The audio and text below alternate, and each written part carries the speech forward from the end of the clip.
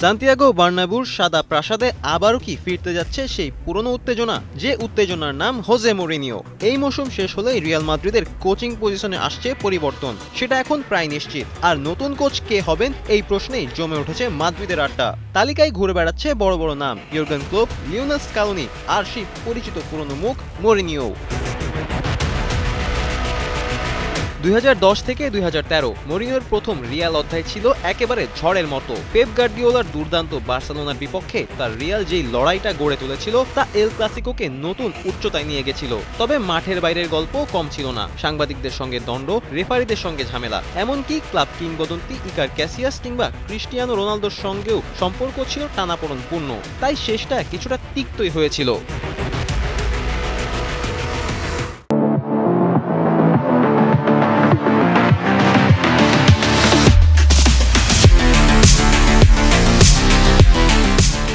তবুও club president Florentino Perez মরিনোকে ভুলে যাননি, কারণ কঠিন সময়ে শক্ত হাতে দল সামলানোর যে মানসিকতা তা মরিনোর মধ্যেই তিনি দেখেছেন। এখন বয়সের ভারে পেরেজ হয়তো নতুনের চেয়ে পুরনো চেনা সেই পথেই বেশি ভরসা খুঁজে পাচ্ছেন।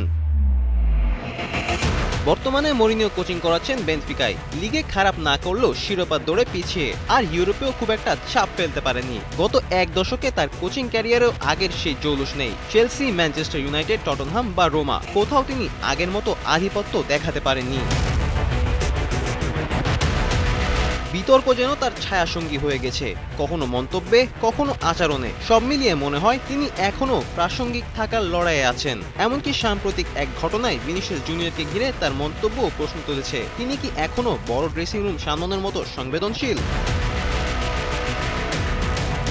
রিয়ালের বর্তমান দল তারকায় ভরা, কিন্তু ভারসাম্যহীন। আক্রমণে ঝলক আছে, রক্ষণে অনিশ্চয়তা। এমন পরিস্থিতিতে দরকার এমন একজন কোচ যিনি চাপ সামলাতে পারেন, বড় ইগোকে নিয়ন্ত্রণে রাখতে পারেন, আর কঠিন সময়ে কঠিন সিদ্ধান্ত নিতে পারেন। আর এখানে আবার ওঠে মরিনিওর নাম, কারণ কখনো কখনো বড় সমস্যা সামলাতে দরকার হয় আরও বড় ব্যক্তিত্ব। তাই যদি সত্যিই মরিনিও আবার বার্নাবিউর ডাগআউটে দাঁড়ান, একটা বিষয় নিশ্চিত, ফুটবল যেমনই হোক, নাটকীয়তা আর উত্তেজনার কোনো অভাব থাকবে না। কারণ মরিনিও মানেই অপ্রত্যাশিত কিছু ঘটবেই। ফারদিন রেজা, কালের কণ্ঠ।